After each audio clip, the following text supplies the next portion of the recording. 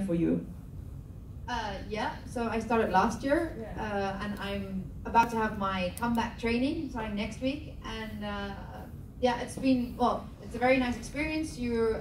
But like my training, I was with 30 people, 15 Dutch, 15 international from all over the world, and that just expands your network immensely with the snap of your fingers. And within it, we have a network within Uganda, so we have an application where everyone can just meet up, and you can also be connected to the rest of the world. So all in all, very interesting experience. Yeah. And what would, for you, be a key insight when it comes to what we're discussing here? So agriculture, youth, and employment or entrepreneurship. What would you say? Is it something you can respond to? Or? Well, currently I focus a lot on giving trainings to lecturers at university. So we work a lot with lecturers, but we see that at universities, people have a lot of ideas, or students have a lot of ideas, but that ideation process is not stimulated it's not stimulated as much as it should be. And that's something that we're trying to encourage as well and giving them hands-on tools that they can work with to help coach, that staff members can work with to help coach help coach students. And I think now that's something that's coming up here as well, that ideation is important, but also the focus, so that's something that they can be coached on along the way.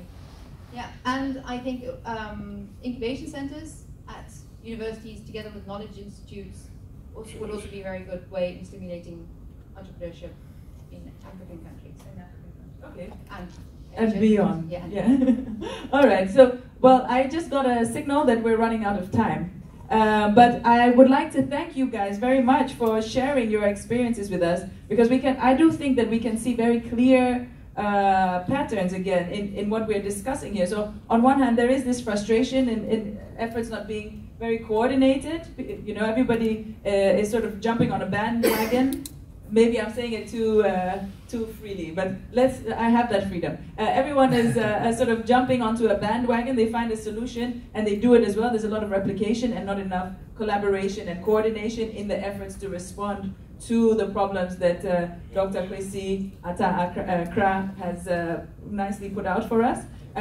There's also this need to focus. You pick a focus. You are in this world with millions of problems. It's very easy to try and save the world, but then you won't do anything. You'll just boil the ocean, which is impossible.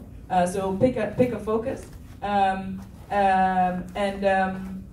What are other things that you would say are things that you hear us saying to summarize? Let's bring it all together. Anybody want to have a last word? It's a free opportunity I'm giving you, and otherwise I will give. Anybody? I just feel like the one thing I really do see is that you start becoming a business entrepreneur as a farmer. And that is something that from the first question, from the one from Wagner before, I really sticks in my mind. So that change of attitude, that change of giving inspiring examples through all these programs and everything that you're doing, start having like physical examples of people, young people doing exciting things in rural areas, and also bring that whole attitude to a different level, which is something I think we're all part of. But and probably give this one. I think you still wanted to say something, or were you scratching your head?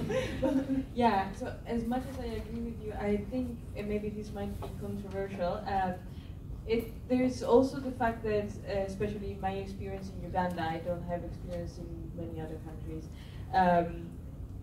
youths have to be entrepreneurial. There is no welfare system. They cannot be unemployed, sit at home for change to happen. So those youths we're talking about are already out there and making the money to come to the end of the day, of the week. And I think entrepreneurship as a skill, sometimes I find it difficult for it to be taught, where people are really doing this as a way of being, as a career. I think that there really is a need for structural change to drive the opportunities and the skills that are already in place. I would really stress on those constraints that are coming that it's possible to ease through private sector initiatives because the energy is there.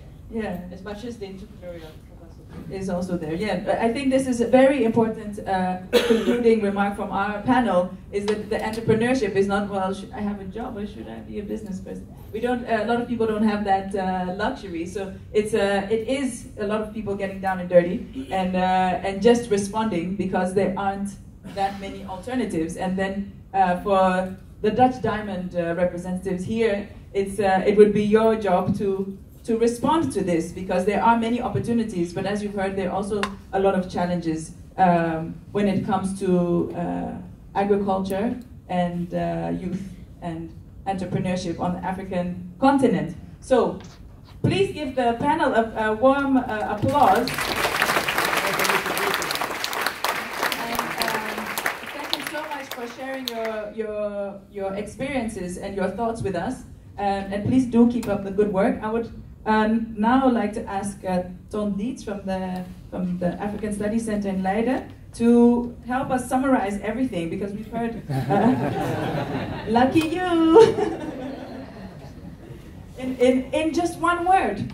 A few words. I was asked to do this because I'm currently doing the evaluation of the knowledge platform for the business, and it's very clear that a lot of knowledge, a lot of experience is already there, somebody said.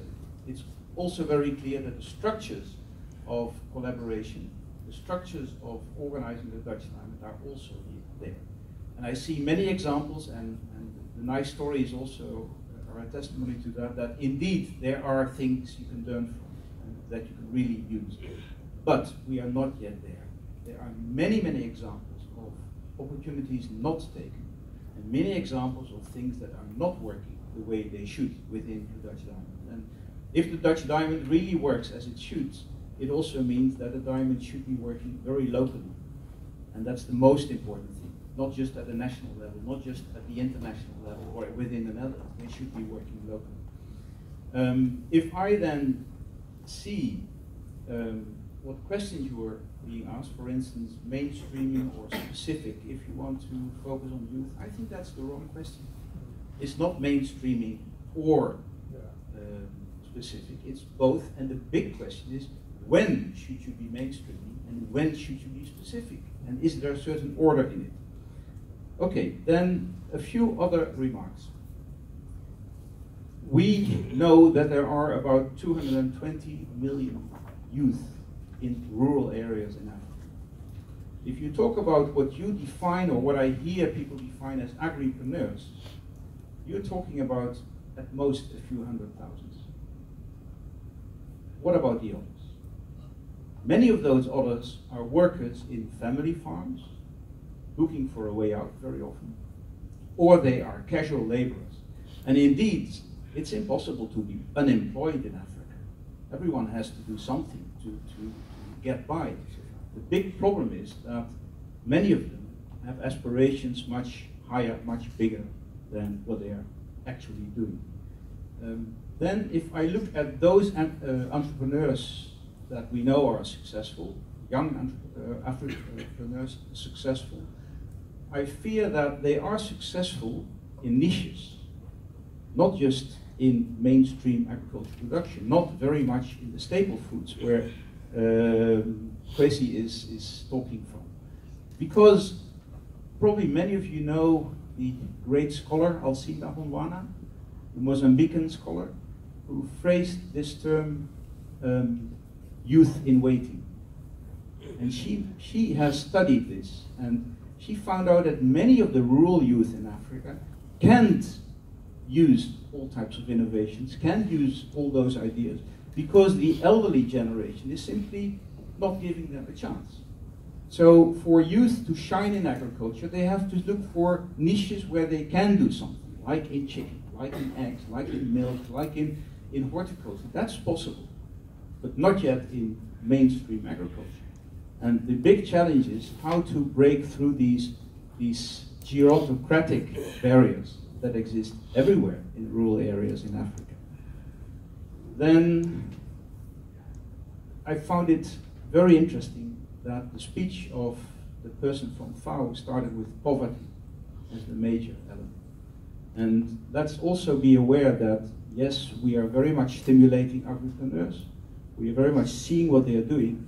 But many of the current agripreneurs are using workers, and then the relationship between those workers that they employ and their own activities are not always very friendly, are not always very inclusive, and are certainly not always presenting decent labor conditions.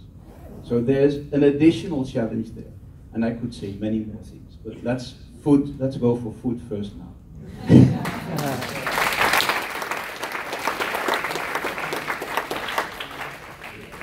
Okay, well, thank you everybody. Unfortunately, our time is up, and as I've said before, there are opportunities to talk to these people that have shared their knowledge and insights during the lunch break in the youth marketplace, as well as learn from other initiatives in this field. Just emphasizing again that indeed there are a lot of actors working on these topics, there are a lot of initiatives, and I think there's a call for action to try to work together more and try to find these knowledge gaps and synergies to create more impact.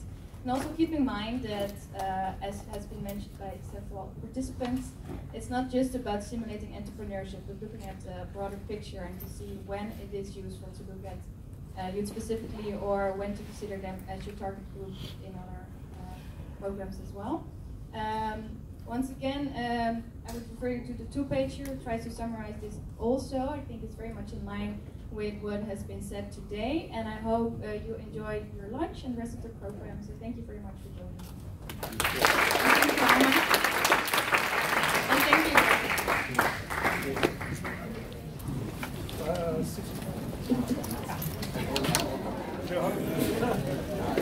That's right.